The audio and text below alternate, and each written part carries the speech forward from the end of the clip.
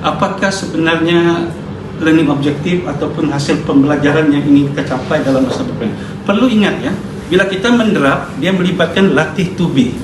Dia tidak akan berlaku dalam masa 15 menit. Dia akan berlaku dalam masa 15 hari.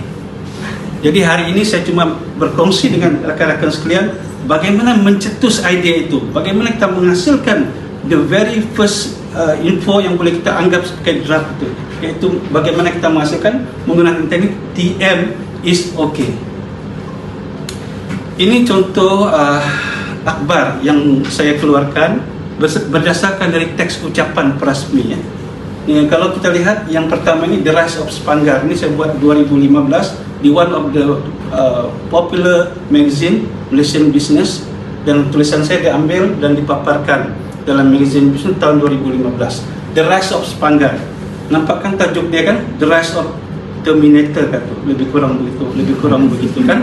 Jadi tajuk itu menyebabkan orang membaca magazine artikel saya, dan tajuk itu menyebabkan editor ambil artikel saya masuk dalam Malaysian Business 2000.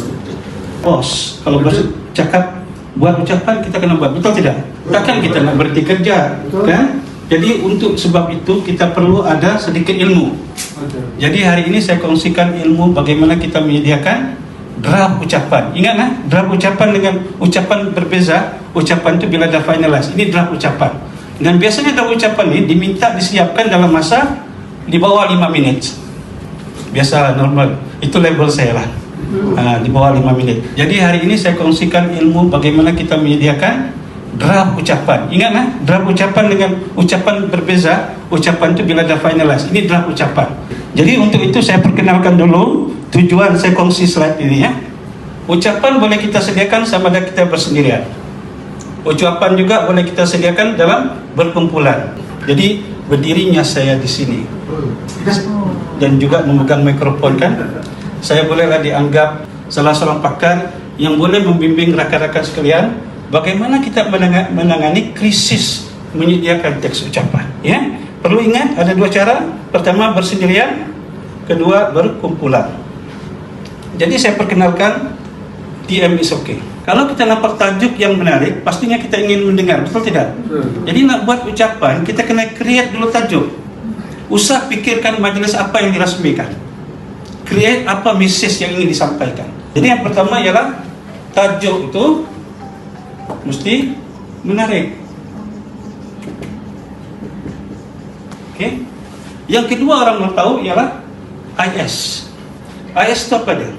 Isu sensasi ataupun isu sensitif. Sebab orang datang majlis, orang mau dengar isu sensasi, isu sensitif. Jadi yang keduanya ialah isu sensasi ataupun sensitif. Okey, yang ketiga.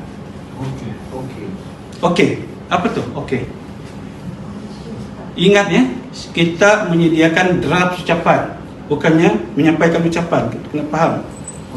Jadi maknanya kita menulis, betul tidak? Kita bukan bercakap. Jadi kalau kita menulis, bolehkah kita menulis seperti kita menulis academic writing? Boring kan?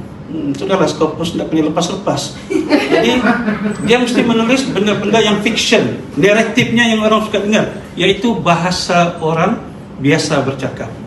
Jadi kita kena olah ayat tersebut secara kreatif ataupun naratif. Barulah ucapan itu menarik, barulah orang datang. Ya. Jadi ini yang akan saya sampaikan kepada rakan-rakan sekalian, tuan-tuan dan puan-puan ya. InsyaAllah lepas ini, kalau tuan-tuan dan puan-puan diberi amanah untuk membuat ucapan, jangan lawan bos. Sebab anda semua telah berguru dengan saya.